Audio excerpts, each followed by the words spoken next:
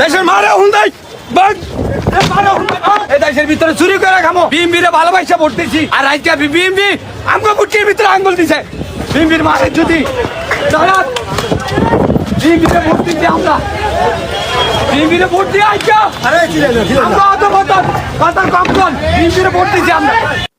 গতকাল দেখলাম যে একটা ঘোষণা দিল যে 7টার পরে দোকানপাট সব বন্ধ। এখন আমার কথা হইলো দোকানপাটে কি করছে ভাই? আপনার কারেন্ট দিতে না পারলে 2-3 ঘন্টা কারেন্ট অফলাইন, সমস্যা কি? মানে চলুক না।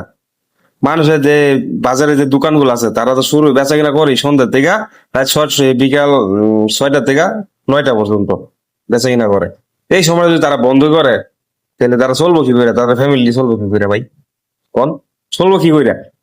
আপনারা যদি কারেন্ট দিতে সমস্যা হয়, তাহলে 3 ঘন্টা কারেন্ট অফলাইন না, দোকান বন্ধ করবো কি লেগা? দোকান বন্ধ করা তো কোনো মানে দেখি না।